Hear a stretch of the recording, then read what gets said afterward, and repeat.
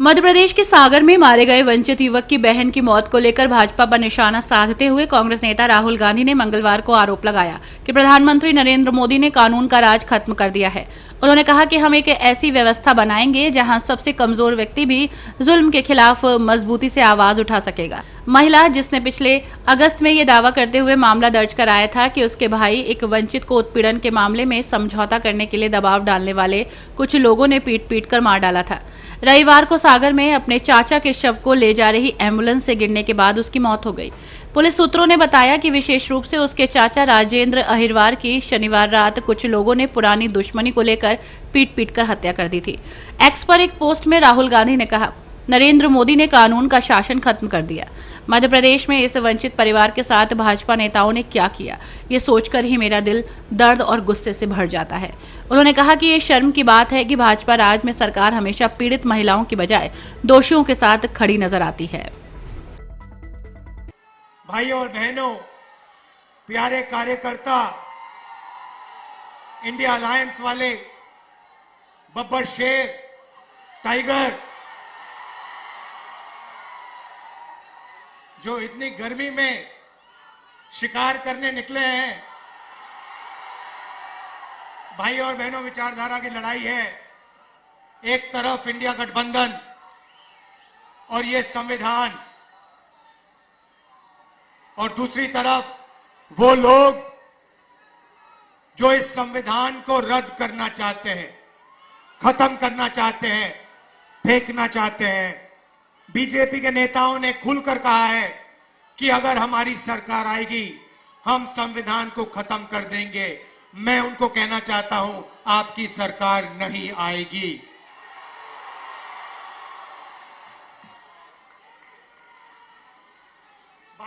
भाइयों और बहनों, ये देखिए, ये अंबेडकर जी की फोटो है।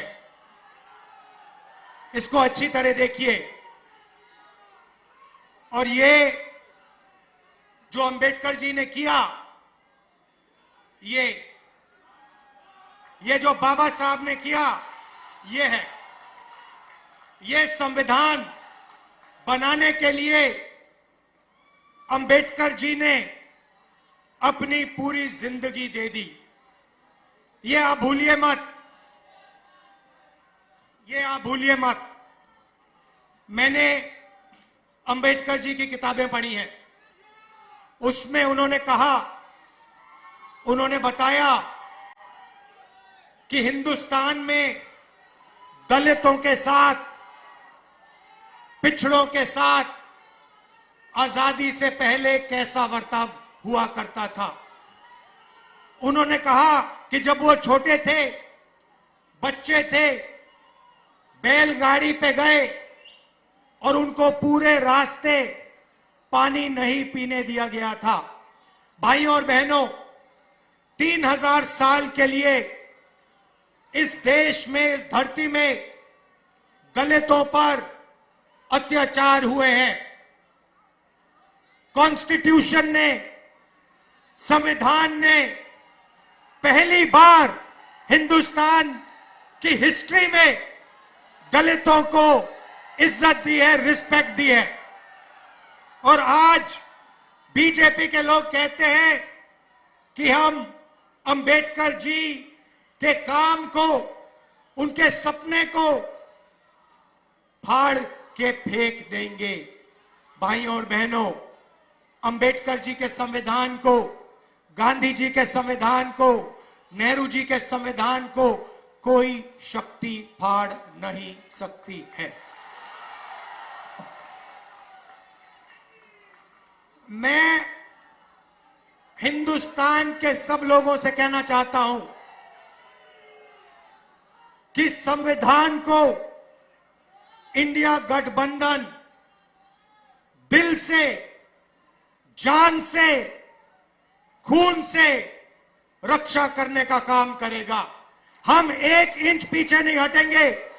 मर जाएंगे, कट जाएंगे, मगर कॉन्स्टिट्यूशन को, संविधान को हम नहीं छूने देंगे, इसको नहीं बदलने देंगे।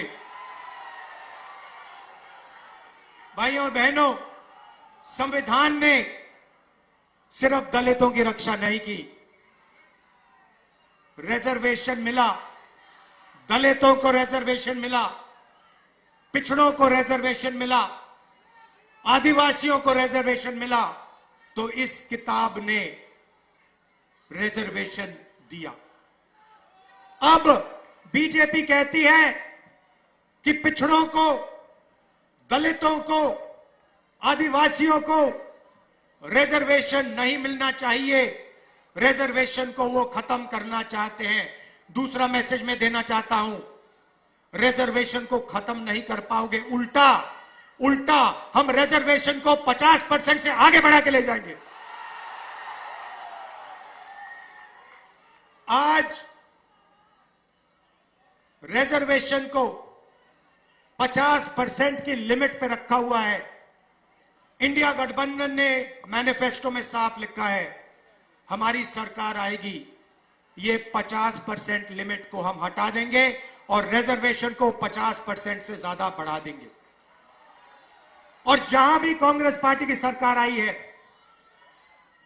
चाहे छत्तीसगढ़ हो, मध्य प्रदेश हो, हमने ये काम करके दिखाया है और पूरे हिंदुस्तान में हम ये काम करके दिखा देंगे। भाइयों और बहनों, यहां हजारों युवाएं हैं। पहली बार हिंदुस्तान के इतिहास में नरेंद्र मोदी जी ने सेना के जवानों को मजदूर में बदल दिया है।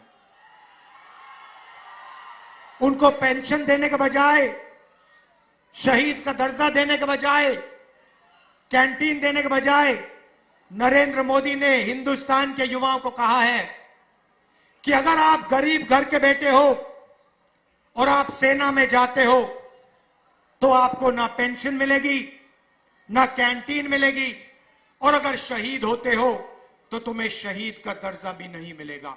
और अमीर घर के बेटों से कहते हैं कि अगर आप अमीर हो तो आपको पेंशन मिलेगी, आपको शहीद का दर्जा मिलेगा, आपको कैंटीन मिलेगी, आपके परिवार की रक्षा होगी। अग्निवीर योजना के हम खिलाफ हैं।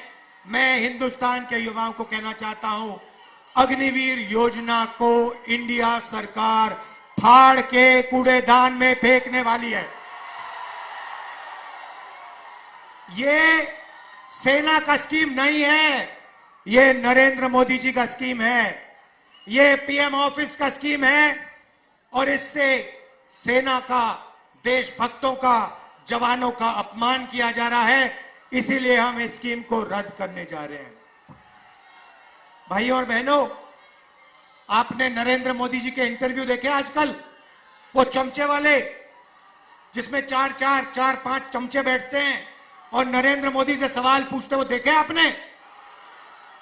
अखिलेश जी से इंटरव्यू करते हैं तो उल्टे सीधे सवाल पूछते हैं, मगर नरेंद्र मोदी जी से सवाल पूछते हैं तो कहते हैं, मोदी जी आप आम कैसे खाते हो?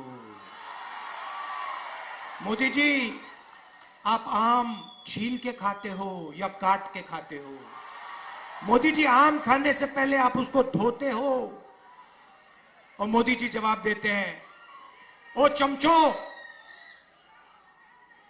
नरेंद्र मोदी कुछ नहीं करता है, सब कुछ अपने आप होता है। नरेंद्र मोदी को धरती पे परमात्मा ने भेजा है, बाकी सब लोग बायोलॉजिकल हैं, माता पिता से पैदा हुए हैं। नरेंद्र मोदी बायोलॉजिकल नहीं है। नरेंद्र मोदी जी ऊपर से टपक के आए हैं, उनको परमात्मा ने हिंदुस्तान भेजा है परमात्मा का काम करने के लिए। मजे की बात यह है कि परमात्मा ने उनको अदानी जी की मदद करने के लिए भेजा है, अंबानी जी की मदद करने के लिए भेजा है, मगर परमात्मा ने उन्हें किसान को मदद करने के लिए नहीं भेजा, मजदूर को मदद करने के लिए नहीं भेजा, जाति जनगणना करवाने के लिए नहीं भेजा। अजीब सी बात है भाइयों और बहनों, अगर सचमुच में परमात्मा ने भेजा होता तो परमात्मा कहते कि हिंदुस्तान के सबसे कमजोर लोगों की मदद करो, किसानों की मदद करो, मजदूरों की मदद करो, गरीबों की मदद करो। नरेंद्र मोदी जी के परमात्मा ने उन्हें कहा, नरेंद्र मोदी जी अदानी की मदद करो, हिंदुस्तान के सारे एयरपोर्ट अदानी को दे दो, हिंदुस्तान के पावर प्लांट्स को अदानी को दे दो, रेलवे अदानी को दे दो। 16 लाख करोड़ रुपए कर्जा माफ करो अदानी अंबानी का। ये कैसे परमात्मा है? ये नरेंद्र मोदी जी वाले परमात्मा है। भाई और बहनों, परमात्मा की बात हो रही है तो आपने राम मंदिर का इनॉग्रेशन देखा?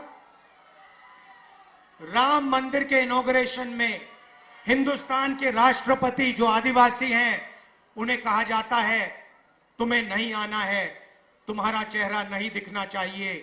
राम मंदिर के इनॉग्रेशन में एक पिछड़ा वर्ग का व्यक्ति नहीं था, एक दलित नहीं था, एक किसान नहीं था, एक मजदूर नहीं था। अंबानी अदानी की लिस्ट लगी हुई थी वहां पर। तो जो भी ये करते हैं अदानी अंबानी के लिए करते हैं।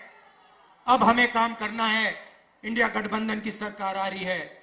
मैं आपको सिर्फ आज 2 चीजें कहना चाहता हूं। सबसे पहले भाई और बहनों,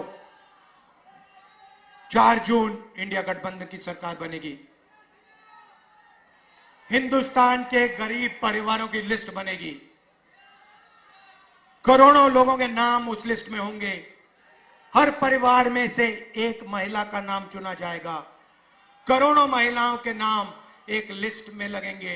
उसके बाद 5 उसके बाद 5 जुलाई खटाखट खटाखट खटाखट खटाखट खटाखट खटाखट खटाखट खटाखट 5 जुलाई, 5 अगस्त, सितंबर, अक्टूबर, नवंबर, दिसंबर। मीडिया वाले लोग कहेंगे देखो देखो इंडिया गठबंधन गरीबों की आदत बिगाड़ रहा है। हम उनसे कहेंगे ज्यादा बोला तो दुगना कर देंगे। आप लोग अंबानी के हो, अदानी के हो, आप अपना काम करो, आप उनकी शादी दिखाओ, हम अपना काम करेंगे। हमारा काम गरीबों के बैंक अकाउंट में, किसानों के बैंक अकाउंट में, महिलाओं के बैंक अकाउंट में हिंदुस्तान का धन डालने का है। हम उस काम को पूरा करेंगे। भाई और बहनों, किसानों का कर्जा माफ होगा, मिनिमम सपोर्ट प्राइस कानूनी मिलेगी। मनरेगा में आज 250 रुपए मिलते हैं, 400 रुपए मिलेंगे। और आशा और आंगनवाड़ी की जो महिलाएं हैं, जितनी भी उनकी आज आमदनी है उसको हम डबल कर देंगे। आखिरी बात, नरेंद्र मोदी ने बेरोजगारी फैलाई, उत्तर प्रदेश के युवाओं को चोट पहुंचाई। आपसे कहा, युवाओं नाली के ओर जाओ, नाली में पाइप डालो, नाली में से गैस निकलेगी, पाइप को चूल्हे में लगाओ और पकौड़े बनाओ। और उसके बाद कहते हैं परमात्मा ने कहा है कि मैं हिंदुस्तान के युवाओं को नाली के गैस से पकौड़े पकाना सिखाऊं। आपको बेरोजगार बनाया। 30 लाख सरकारी नौकरियां इंडिया गठबंधन के आते ही आपके हवाले कर देंगे। बेरोजगार युवाओं के बैंक अकाउंट में, गर्मी है काफी,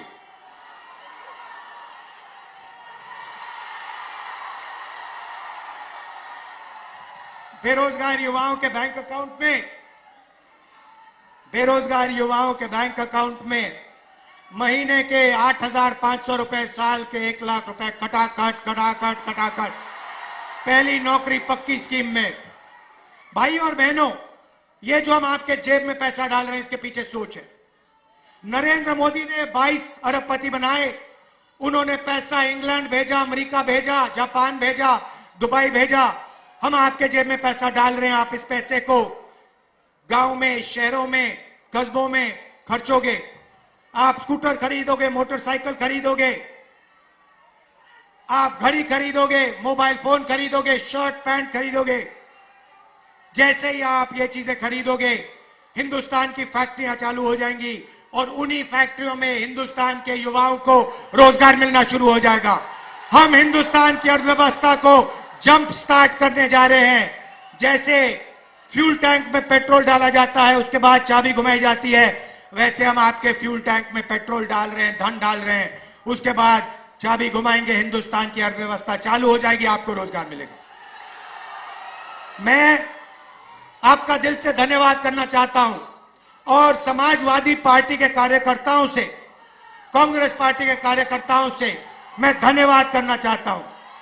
किस बात का धन्यवाद कि इस चुनाव में ये जो दोनों समाजवादी पार्टी और कांग्रेस पार्टी है, जो हाथ का निशान है और जो साइकिल का चिन्ह है, ये दोनों एक साथ मिल गए हैं, साइकिल को हाथ के पंजे ने पकड़ लिया है और ये दोनों एक हो गए।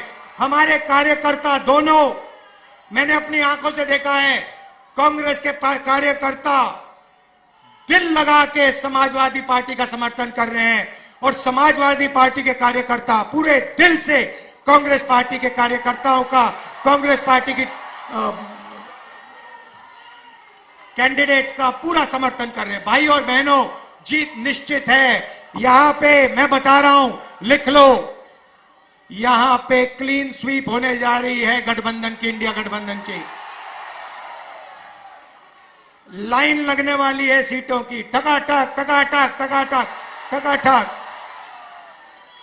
और उसके बाद good bye BJP, good bye Narendra Modi, tata. तो दिल से आपका धन्यवाद करता हूं। इसको बचाना है भाई और बहनों। अंबेडकर जी का संविधान है, अंबेडकर जी का संविधान है, ये हथियार अंबेडकर जी ने, गांधी जी ने हिंदुस्तान के दलितों को, पिछड़ों को, आदिवासियों को, कमजोर लोगों को दिया। इसकी रक्षा करनी है, जान से रक्षा करनी है, पूरे दम से रक्षा करनी है। दिल से आपका धन्यवाद। कांग्रेस महासचिव प्रियंका गांधी वाड्रा ने भी सोमवार को महिला की मौत पर मोदी सरकार की आलोचना की थी और आरोप लगाया था कि जब भी जिन बहनों के खिलाफ अत्याचार हुआ, उन्होंने न्याय मांगा, उनके परिवारों को बर्बाद कर दिया गया।